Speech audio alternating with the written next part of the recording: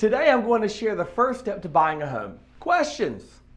Now real quick, if this is your first time on my YouTube channel, my name is Donald Smith and I am a local real estate broker here in southeastern North Carolina. And as much as I love to make these YouTube videos, I love even more helping my amazing clients accomplish their real estate goals here in the Cape Fear area. So if you or anyone you know is looking to buy or sell, or if you have any real estate questions, please feel free to call or text or email anytime. My contact information is in the description below.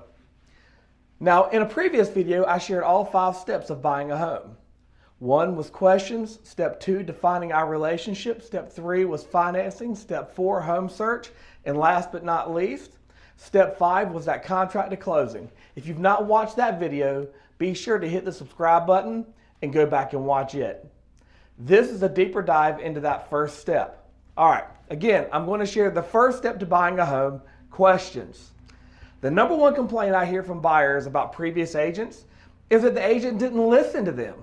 Well, I'm here to change that. The most important thing I can do to help you in the home buying process is to listen to what you are wanting to accomplish. And to do that, I'm going to ask you some questions. All right. So the first type of questions I'm going to ask have to do with you and anyone else that's going to be living in your home. I'm going to ask you about your family, work, friends, hobbies, even your shoe size.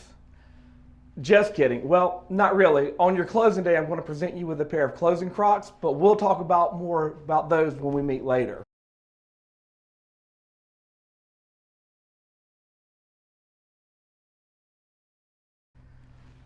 Point is, the better I understand your family dynamic, the better I'm going to be able to help you find your house.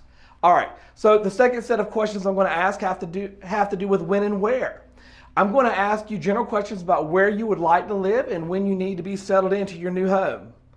This is important because our approach and timelines will be based on these 2 questions. And to set your mind at ease, we have the resources and are capable of meeting those timelines, whether it be 30 days or 6 months.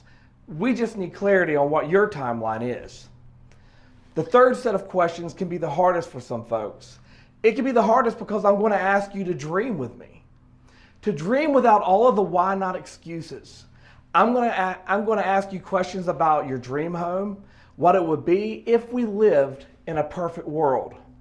I'm going to take your answers to these questions, and we're going to search for houses that have the features and characteristics that you desire the most. All right, the 4th set of questions deal with your past experiences buying and selling real estate and working with real estate agents. I'm going to ask you what the previous agent did really well and where you felt they could have improved. I'm not trying to get the dirt on another agent. In fact, I don't even want to know what their names were. However, answering these questions is going to help me understand what you highly value in a relationship with a real estate agent. And I'm going to do my best to be extra attentive to those areas. Again, I work for you, and I want you to be happy with my job performance. Now, the final set of questions I will ask you is going to deal with your finances and budget. I'm simply going to ask you about what you feel comfortable spending and what your stop loss points are before we start searching. I'm going to ask these questions now so that I can be a non-emotional voice of reason when we start our search and when we negotiate offers. Our conversation would go something like this. You told me that our stop point was such and such amount. This property is more than that. I'm reminding you of what we discussed when we first met.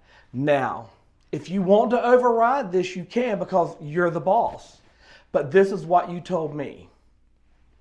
Again, these questions are meant to help me better look out for your best interest. So the more transparent you are with me, the better I'm going to be able to perform my job for you.